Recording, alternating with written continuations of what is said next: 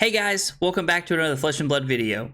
This video is proudly brought to you by the House of Cards, the official sponsor of my stream. Be sure to check out the link in the description below for all of your Flesh and Blood needs. If you had told me a week ago that Fi was going to win Worlds, I don't know that I would have called you crazy, but I don't think I would have agreed with you. I do have to say though, watching Fi win Worlds was a pretty cool experience because I have been playing Fi and working on Fi for the last few months. And to see someone take it to the very top stage and win was pretty cool. I want to give a really big shout out and congratulations to Alex.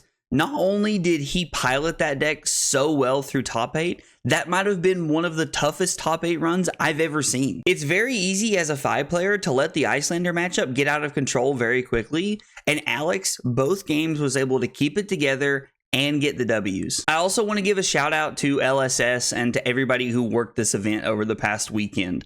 All the judges, all the cast, all the people working behind the scenes. The weekend was run so smooth. It was amazing. The coverage was fantastic. I just want to give a big shout out to LSS and everybody who worked this past weekend. It was absolutely amazing to sit at home and watch it all. Before we get into talking about Alex's deck list, I have posted the link for his deck in the description below, so if you're looking to play it, right below you. The first thing I want to talk about is how interesting it is to me that Alex was on both Kodachis and Emberblade. This was tech that I had heard people talking about in the community, but I had never really tested myself, and it's really cool to see it win on such a big stage, knowing that you have space for both the Kodachis and the Emberblade. If you recall back to Alex's top 8 games, against both Icelanders, he was running Emberblade into them, and against Dromai, he had Kodachis. This really makes me wonder if he had Kodachis as his main deck plan, and then he had Emberblade for specific matchups like Icelander. Just looking at this section of Alex's deck list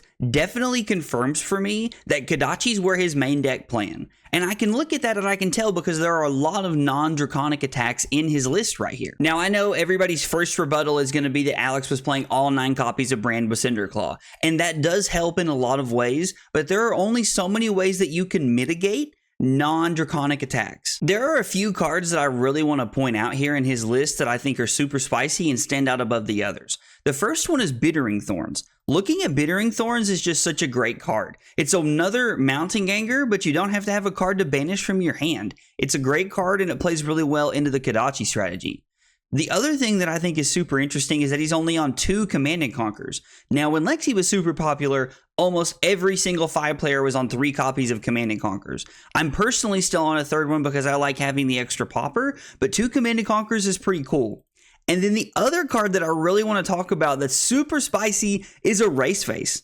Erase Face serves as that 3rd popper that I was just talking about that I enjoy, but it also gives you into other matchups like Icelander. Let's take away our ice effects. You can't keep Channel Lake Frigid around. Like, this card has so much value into so many different matchups that I honestly never even considered it, and I feel kind of ashamed. Props to Alex for thinking about playing this card in his list. It's also pretty clear to me that Alex came prepared to play against Bravo. There are 3 copies of Reinforce the Line in his deck, and he also has 3 copies of Sink Below in his list.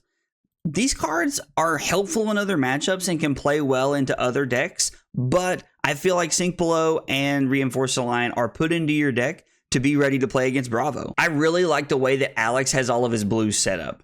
All of Alex's blue, except for the blue Brand with Cinderclaw, are set up to turn on Kodachis, and they also block for 3.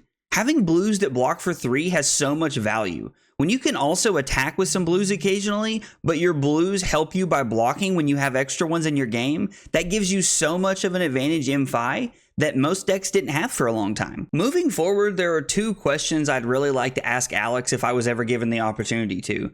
The first question is, what matchups did you want Erase Face for?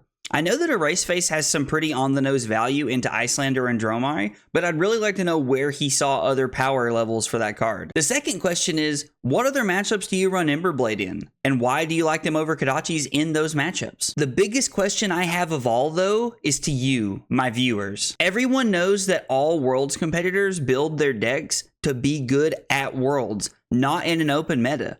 What does Fi look like in an open meta, and what changes would you make to the deck list? I would love to hear all of your thoughts on this in the comments below, as I myself am going to start tinkering with this list to see what it'll look like in an open meta. Guys, as always, thanks for watching, and if you liked the video, be sure to like and subscribe for more content. I'll see you guys next time. Take it easy, guys.